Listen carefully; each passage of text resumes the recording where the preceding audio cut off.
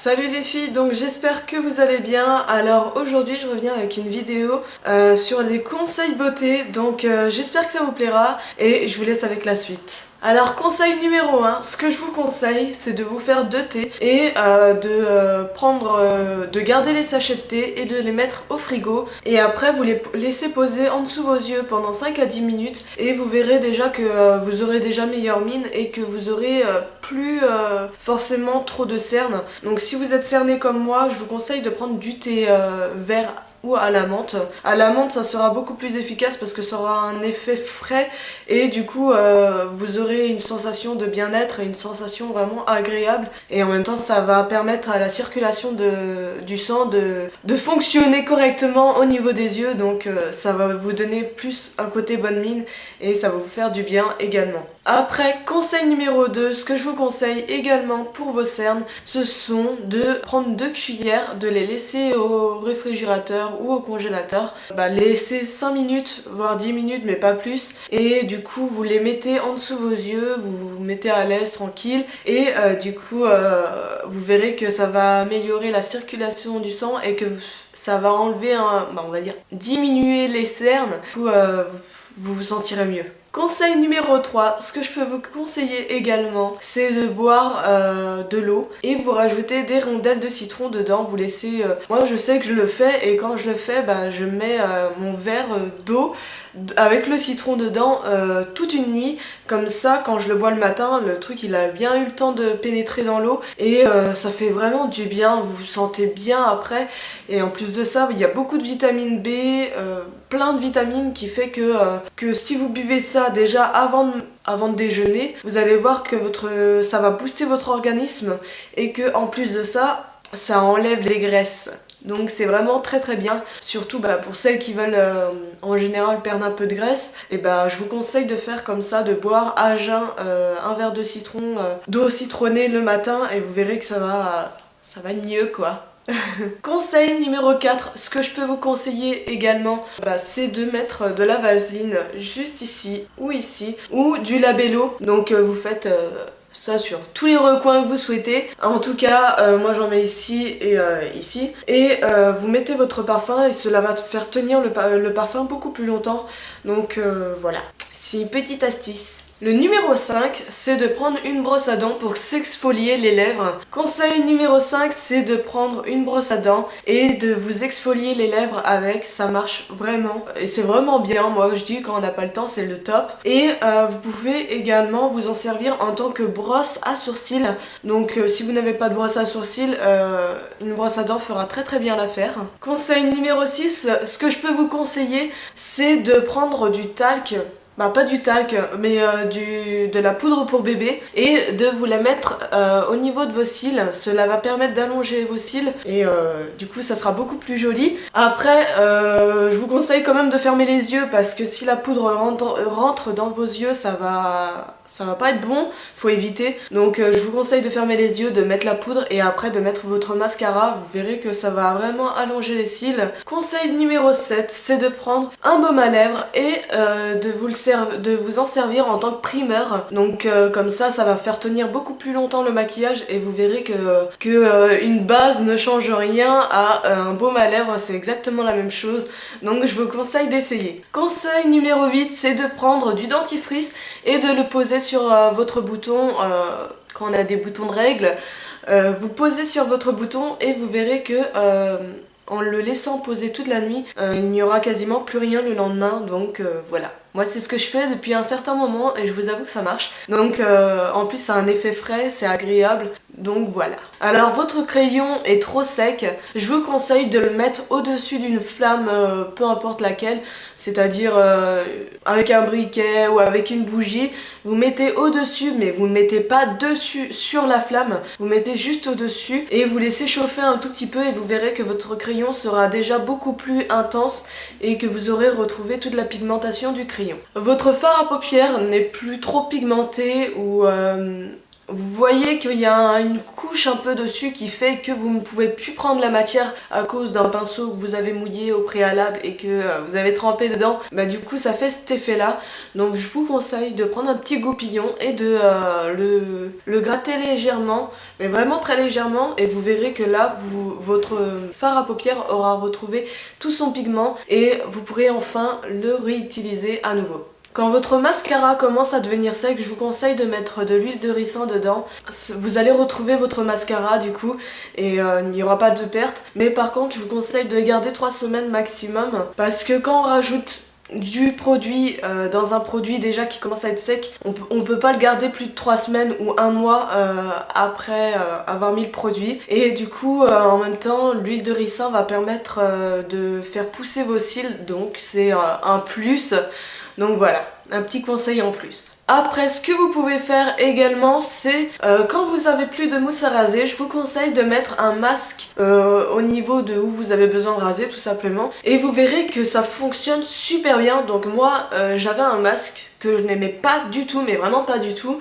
Et du coup, ce que j'ai fait, c'est que je me le suis étalé sur mes jambes. Et voilà, bah, j'ai fait mon truc quoi. Et du coup, ça me donnait la peau toute douce. Et en plus de ça, ça enlève super bien les poils sans même tirailler. C'est vraiment agréable.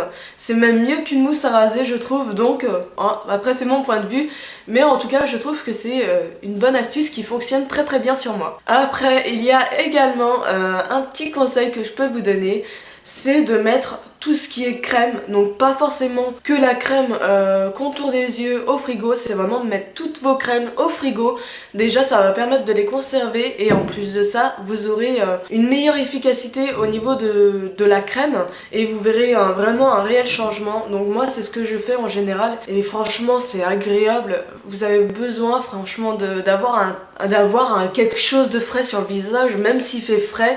Franchement, je trouve ça super agréable et les produits sont beaucoup plus efficaces et du coup, ils gardent une durée de vie beaucoup plus longtemps que si vous le laissez dans vos placards, tout simplement. Vous n'avez plus de shampoing sec? La solution, c'est de prendre de la farine ou du talc pour bébé. Donc vous le mettez tout simplement comme du shampoing sec. Vous attendez et après ça va prendre l'excès de sébum. Donc tout ce qui est en poudre comme ça, vous pouvez le mettre sur vos cheveux.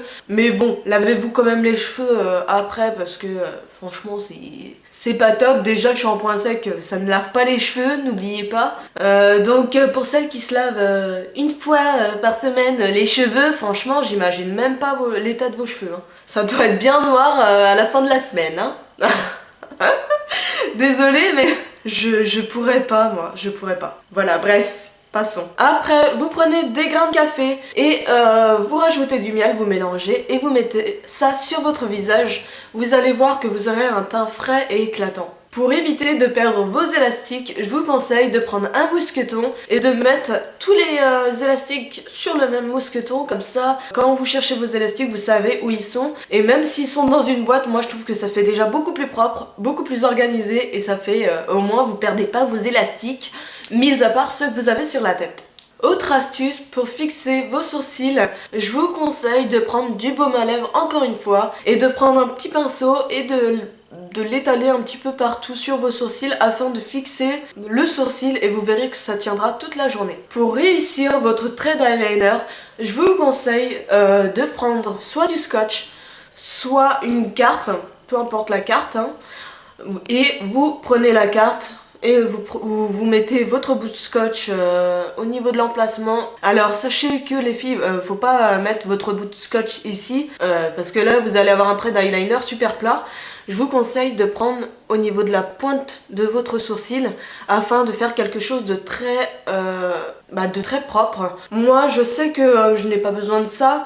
En général quand je me maquille, après je reprends sur la base que j'ai faite déjà auparavant.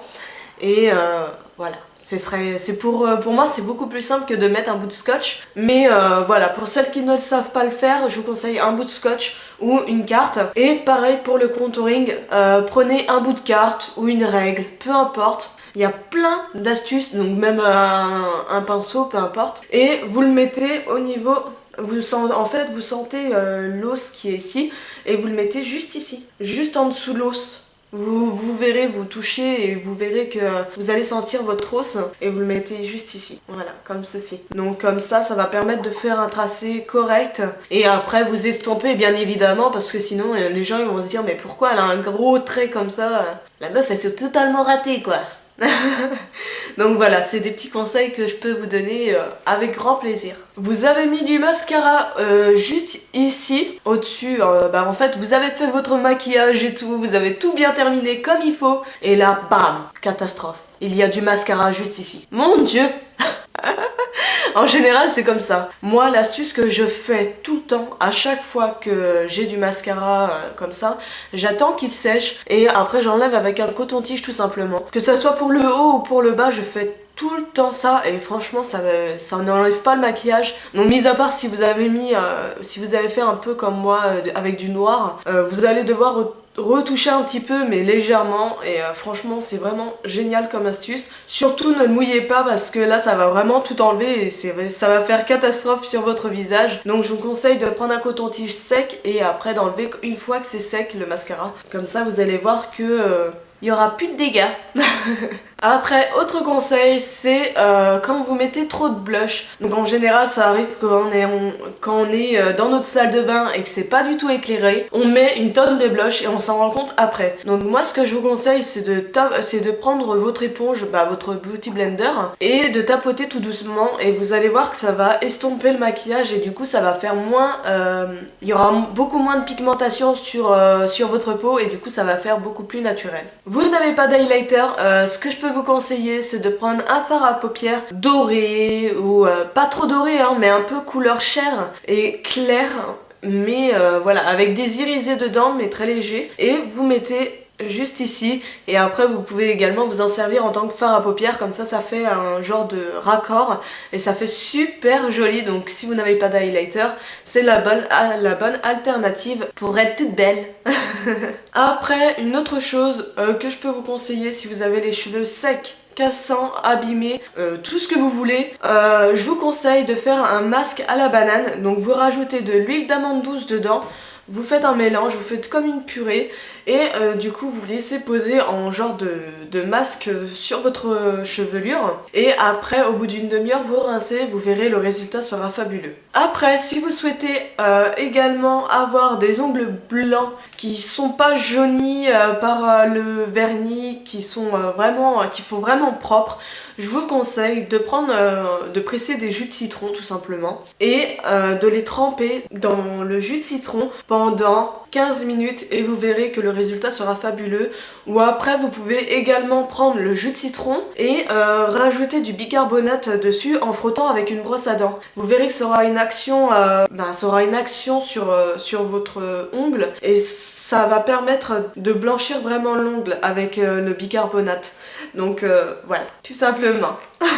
Après, si vous venez de mettre votre vernis et que y a un imprévu, vous devez partir d'urgence. Ce que je peux vous conseiller, c'est de prendre un bol d'eau froide, de les tremper dedans pendant 2 minutes et hop, vous ressortez vos ongles et vous verrez que votre vernis sera sec. Donc franchement, ça c'est ce que je fais en général quand j'ai pas le temps parce qu'à chaque fois que je me mets du vernis, j'ai envie de faire pipi. Je ne sais pas si je suis la seule, mais à chaque fois c'est comme ça, donc je peux vous dire que c'est une vraie galère. Donc maintenant, quand j'ai envie de faire pipi, quand j'ai envie de me faire mes ongles, j'enlève mon pantalon, comme ça au moins je sais qu'il y a juste la culotte à enlever et il y a moins de risque de dégâts et du coup au moins je sais que mes ongles seront tout neufs. Et après du coup moi je préfère les tremper dans l'eau, comme ça sèche beaucoup plus vite et puis au moins vous perdez moins de temps à attendre 1 heure, voire 2 heures parce que des fois vous mettez votre vernis le soir, il est 20h,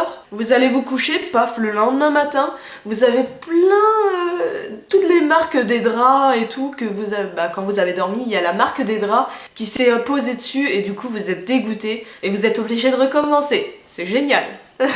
Donc si je suis pas la seule, n'hésitez pas à liker, ça me permettra de savoir si je suis la seule ou pas à être comme ça.